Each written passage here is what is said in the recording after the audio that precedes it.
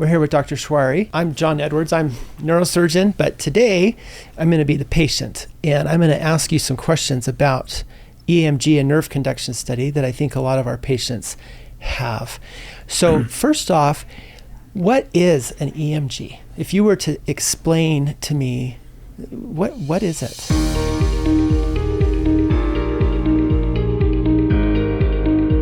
Yeah, good question, Dr. Edwards. So EMG basically is a diagnostic test to begin with, but we often refer to it as an extension of our clinical exam.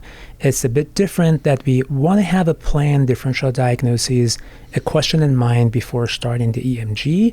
So that will basically help us determine if there is a problem, and if there is a problem, how severe, and it's usually evaluates the peripheral nerves. It has two portions. I don't know if you want me to talk about that. The first part is nerve conduction testing, which measures simply the circuits of the nerves. And then the second part is testing the muscle. But the combination will provide information about the peripheral nervous system. Okay, so we know we have a brain, spinal cord, and a nerve conduction study in EMG really doesn't help us with problems in the brain or spinal cord. Exactly. It's problems after that. Yes. So central nervous system, like diseases like MS, for instance, we usually see them in that central nervous system. EMG cannot provide any information, but the peripheral nerves from the nerve roots to the muscle, to the junction between the nerve and muscle, we can get really helpful information from EMG. Mm-hmm. What should patients expect? So say the doctor's ordered an EMG. Yes. And they come to you. What would that encounter look like? Sure. What would they be doing? Right. So before seeing the patient, actually, we kind of try to communicate with the referring provider via referral, see kind of what question they're asking. And depending on the area, we usually test one or two limbs. If they want to learn about the neck, we do arms. If they want to learn about the back, we do legs. But that encounter usually starts with a technician performing some nerve conduction, which is really mini shocks. The brain and nerves, as you know, run through electricity, so we just stimulate that and record the responses, so we're not damaging anything. So it's really painful and shocking. It is. So yeah, interesting you say that. It is. A lot of patients come to us, and after it's done, they just say, "Oh, it wasn't as bad as I thought, and I was up all night." It's almost like a mini, like a tingling. So it's not really a shock. It stimulates the nerve. So if the nerve is a motor nerve, the arm jumps. So it's unknown more than being painful. Okay. So you feel like your arm, jumps. Why did it jump? So that's the nerve conduction part. And the EMG, the second part, which is a little bit shorter time, there's no shocking or nerve stimulation. We use a small electrode, often a pediatric size. Patient feel like a tiny prick. It's not like a blood draw needle. It's not like a big needle shot or anything. And then we go to the muscle. They feel a tiny prick. They activate the muscle. We'll listen to some stuff in the machine, and it's done. So typically one limb EMG is wrapped up within 30 minutes. Okay. So you've done your EMG now, and then there's this report that's generated. Great.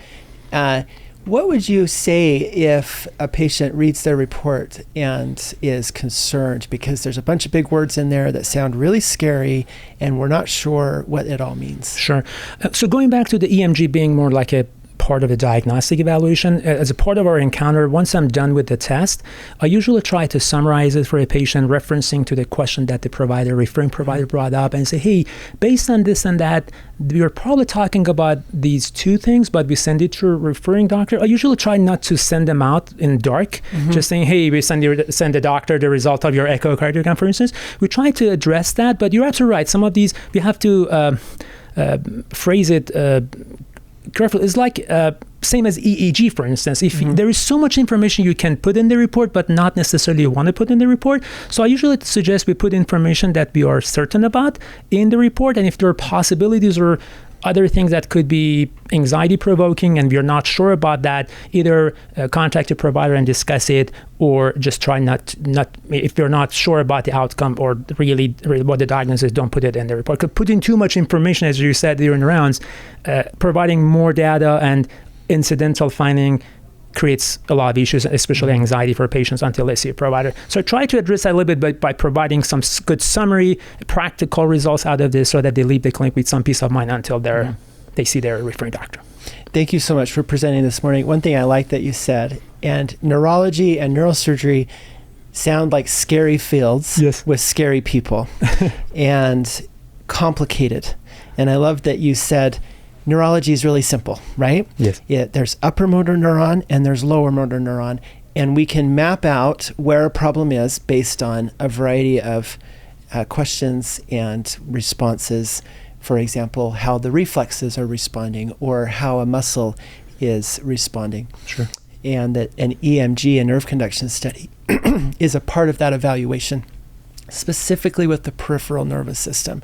And I thought that simple way of thinking about it helps us really understand why that test would be ordered and how it could be valuable to a patient understanding what peripheral nerve problem could be going on, ruling out a peripheral nerve issue, and pointing us more to a central nervous system problem.